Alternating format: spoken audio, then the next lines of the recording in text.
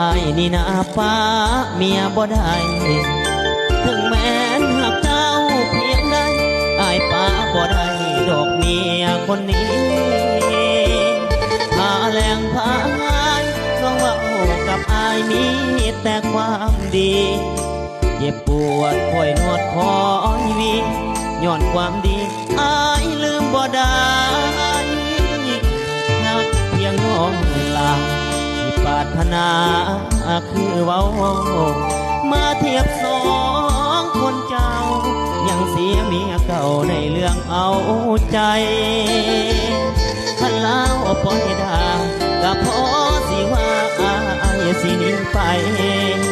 แต่นี้เล่าดีเหลือหลายพาแรงพาง่ายเล่าเบิ่งเล่าแย่งเจ้าได้ความสวยความสาวพอเจ้ายังน้อยมาเทียบกั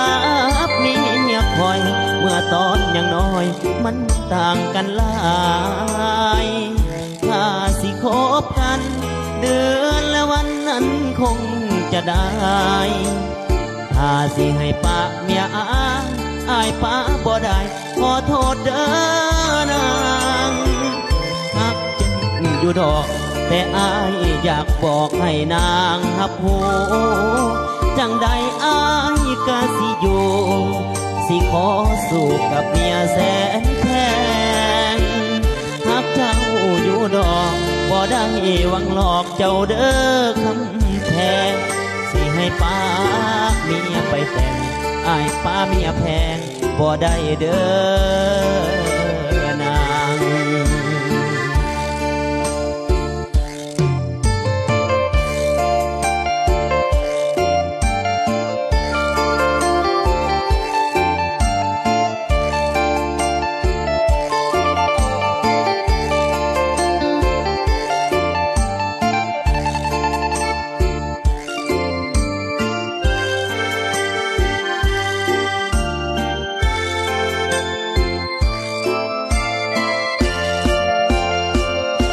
เจ้าได้ความสวยความสาวพอเจ้ายังน้อยมาเทียบกับเมียคอยเมื่อตอนยังน้อยมันต่างกันหลายถ้าสิคบกัน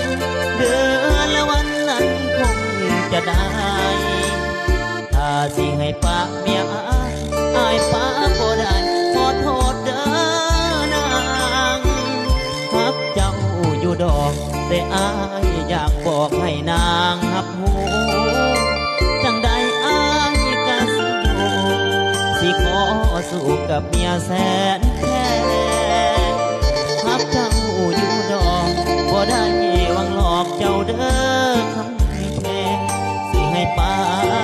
เมียไปแต่งอายป้าเมียแพงบ่ได้เด้อ